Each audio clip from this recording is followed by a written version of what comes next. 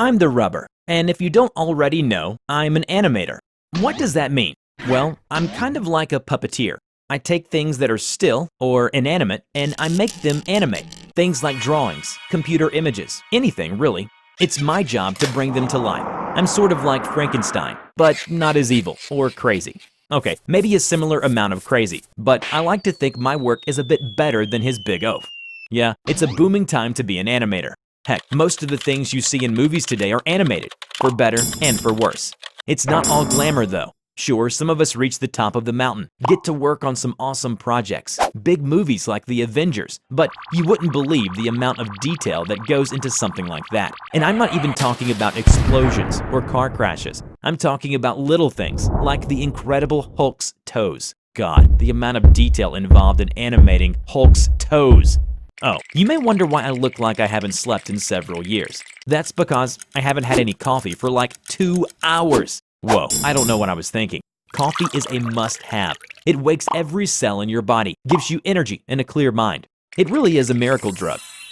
Well, I mean, it can also cause some other things, such as insomnia, nervousness, upset stomach, increased heart rate, increased breathing rate, and anxiety. But let's not get into that. If you're an animator, coffee is your best friend. Besides, everything has a bad side. Everything. Another benefit of coffee is that it can really warm you up when you are in a cold, dark room, where I spend most of my time. Now, that may sound lonely and depressing as all hell, but honestly, I love it. Nothing makes me happier than sitting down at a desk in front of my computer, working away, drawing some of my latest creations. Some people might prefer working outdoors, like at the park, at a coffee shop, or wherever, but I don't get it. It's full of distractions, like traffic, people, bees, and even potentially bears. Did you know that 99.9% of bear attacks happen outside the home? It's true. I much prefer working from home, where I can work in peace and be myself.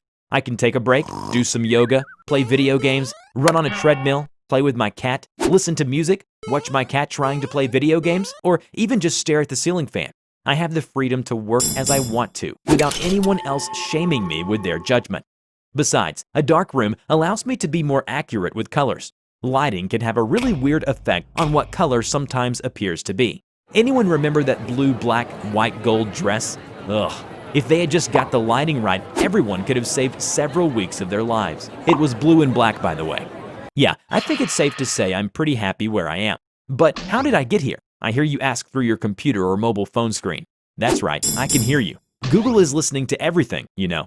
Well, I started drawing around the age of 5 or 6. I probably did put pencils and crayons to paper sometime before this age, but this is the time when those papers started to resemble somewhat discernible images, and not just a mess of crap, akin to a Wassily Kandinsky painting. At first, I would draw my own comics, little stick figures, characters, food I thought looked nice, but had yet to eat. Lots of people did not appreciate my drawings. They said I was doodling and dawdling and other dealing things, when I should have been paying attention. But I just loved to draw. The teacher would be up there talking about God knows what, but I would be happy sketching away on the page, my copy looking like more of an art portfolio than a workbook. I thought I might get a break when I took an art class, but even then, the teachers would still give out.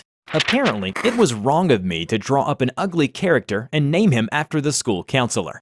Honestly, it wasn't my fault. The guy was ugly. I thought I captured his likeness quite well. Eventually, my drawings became more accepted, even sought after. I would volunteer to draw for school projects, for clubs and societies. I even drew up proposal cards for some of the other boys. I was quite the little matchmaker. Unfortunately, the regard for my work quickly turned from appreciation to being taken for granted, and people would solicit me to fulfill all their drawing needs for free. I drew up a full packet of SpongeBob SquarePants poker cards, a birthday card for my grandmother's 80th birthday. Some people even asked me to draw them some fake tattoos so they would look cool. I did as they asked, but if you look very closely, you can see most of my tattoos contained some minor details, which upon further inspection could resemble that of a pee-pee. After attending and then graduating from a great animation-focused school, I went straight into a job at an animation studio, working on different animated TV show projects. Pretty cool, right? I really landed on my feet, yeah? Nah. I worked there for a while, but it just wasn't me. I was tired of working for the man, so I decided to quit and go work for a different man, myself, as a freelancer. At the start, I had to do anything and everything to get some work and build up a portfolio. Boy, I could tell you a few horror stories of my early freelancing projects, but I would much rather talk to you about my new horror stories that I am currently focused on, along with my work on SCPs. You can check out my channel for yourself right here. Although, if you're watching this video, you are probably already aware of my channel, unless the year is 2027, and for some reason this video randomly appeared on your YouTube recommended videos page. Does that ever happen to you? All of a sudden, a cat video from like 10 years ago is all over the home page? Google algorithms are weird. Working freelance is pretty sweet. I get the freedom to make my own schedule and create a flexible working environment. I'm my own boss. Though in some ways, my real boss is actually my customers. A never-ending swarm of employers, each more demanding than the last, calling me at all hours, not letting me sleep, and making me fulfill their every whim. Dear God, they won't stop. They never stop. Why won't you let me sleep? Being my own boss allows me to have much more me time. And what do I do in my me time away from work? Well, I draw, of course. I can draw anytime, anywhere, like sketching a whimsical-looking squirrel in the park, or an interesting building, or even stopping in the middle of the crossroads to take out my pad and start drawing the beautiful sunset hanging on the sky. It really is a beautiful experience, even if there are crowds of people behind me honking their horns.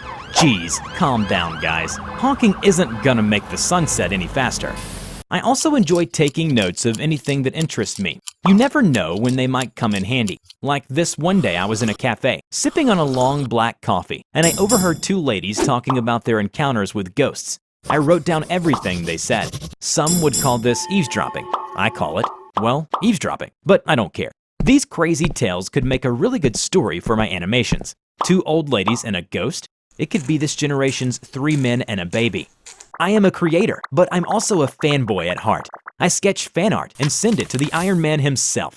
I'm not sure if I'm trying to impress Tony Stark or maybe one of the executives at Marvel.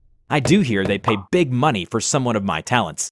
I also engage with other animators in our underground animator forums. It's nice to look at other people's work, generally chat, share, and interact with other animators.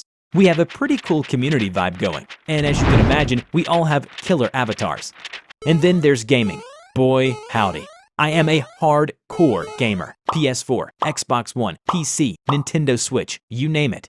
I've had them all and love them all, except Xbox 360. Xbox 360's Red Ring of Death can go straight to hell. I've played pretty much every AAA title there is, but I mostly like to stick to the classic RPGs and adventure games.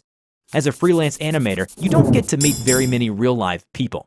And I'll be honest, not all the projects you do are going to be something that you like.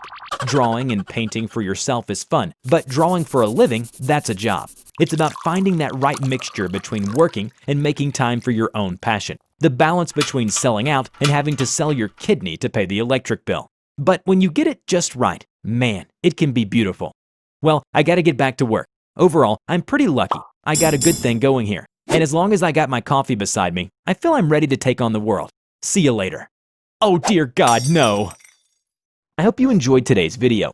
Don't forget to click like, subscribe to the channel, and hit the bell. Please share it to your friends if you like this video. Thank you so much for watching, and we will see you in the next video. Bye-bye.